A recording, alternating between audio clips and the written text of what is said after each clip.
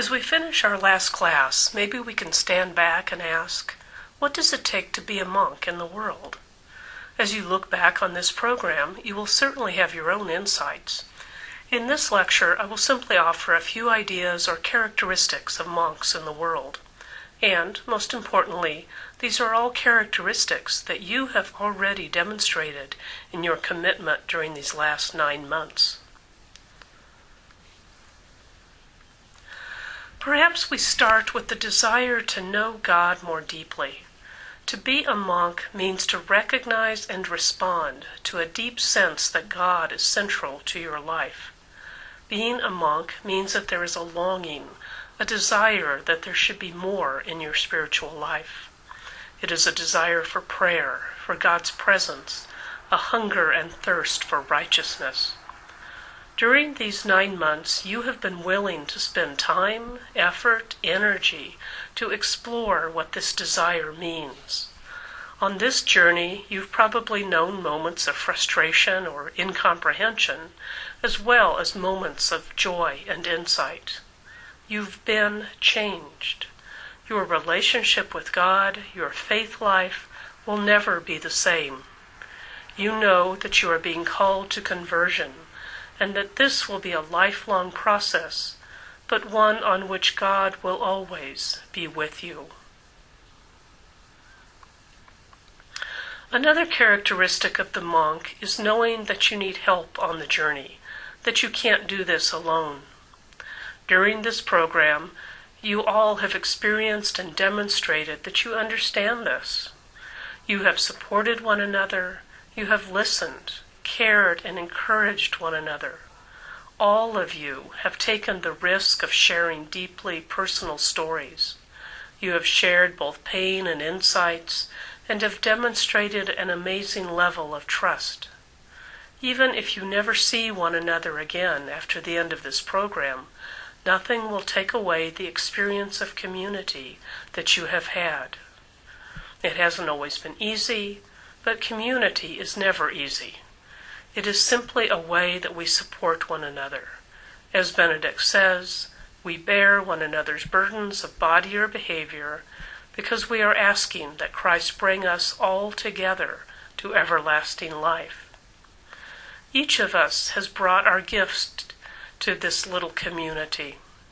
This program would not have worked unless you shared your presence, your insights, your struggles, your gifts. Together you've learned how very different people are walking on the same journey. Together you've learned that you need help and support, and in turn you are able to give help and support. We don't make it alone. To be a monk is to cultivate and live with an attitude of openness, silence, listening. In a world that seems inundated by noise, in which people seldom seem to listen to each other or even themselves, monks cultivate silence and listening. You have learned through practice, through patience, through struggle and insight, how important these practices are to be a monk. In silence, you have learned to cultivate a deep listening. You have begun to hear the whispers, the still, small voice of God in the stillness. In the silence, you have learned to listen with the ear of your heart. You know what it is like to begin to practice simply being aware, being conscious, letting go of the clutter of your mind, the non-stop thoughts, and simply be in the moment. You know that this attitude of silence, listening, awareness is not something that comes quickly or easily, but patience is part of who we are. You have learned that the monastic way is not about accomplishment, it is about practice. After 9 months, you've probably also discovered that real progress in the spiritual life only comes when we are willing to be honest, to tackle the difficult issues head on. It might be nice to pretend that everything is really all okay, that everything is nice, or to keep our faith in our head and in the realm of ideas, rather than in the messy reality of real life. A few years ago, a psychologist termed the term spiritual bypassing. He defined this as the tendency to jump prematurely into spiritual solutions without first going through the difficult, messy work of dealing with our shortcomings and issues. This is the tendency to analyze spiritual issues rather than feeling them, of talking about prayer rather than praying, of saying that God will take care of everything without being willing to admit how much things hurt right here and now. But during this program, you have all learned that transformation is not possible without honesty, without being willing and able to acknowledge the parts of ourselves that we don't like. You've experienced that only in acknowledging the pain can we create the room where we can see what we need to work on, and only then do we create the space where God can accomplish our deepest healing. You know that the journey involves hard work. It isn't easy.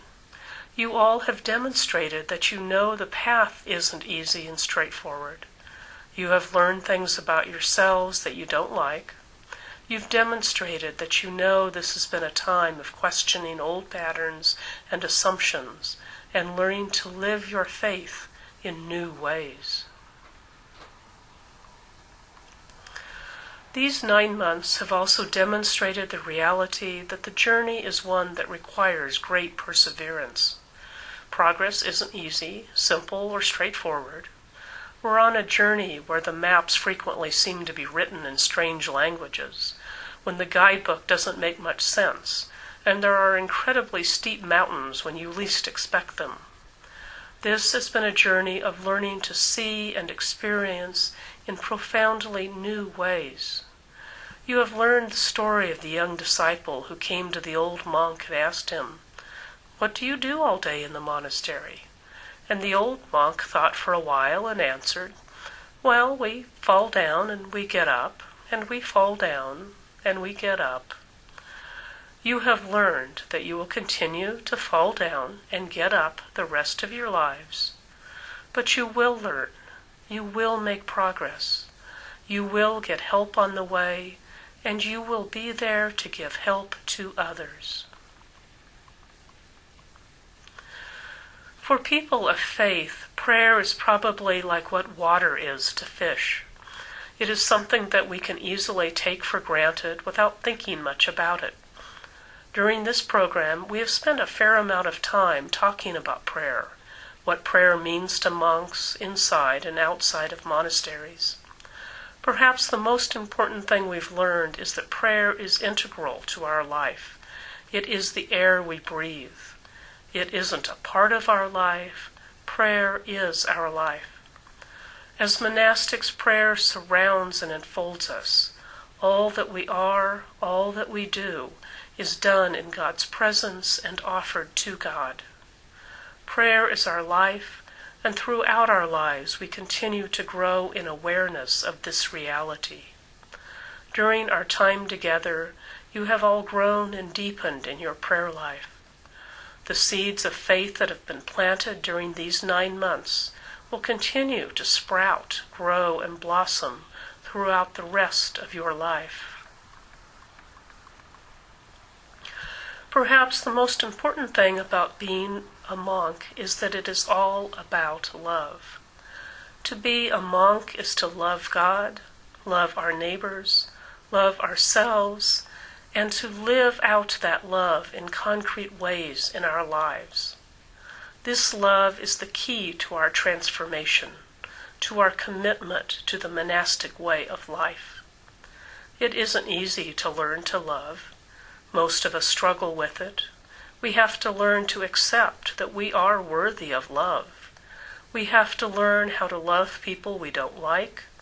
We have to learn to accept that we are indeed loved by God, and we can return that love. Monastic life is about manifesting that love in practical ways. We serve others. We are gentle with ourselves. We allow God into the dark corners of our lives where healing begins to happen. And so, on the journey together, we can hopefully affirm what Benedict says in the prologue. But as we progress in this way of life and in faith, we shall run on the path of God's commandments, our hearts overflowing with the inexpressible delight of love. Thank you for sharing this journey, and may you know the inexpressible delight of love as you continue to live as monks in the world.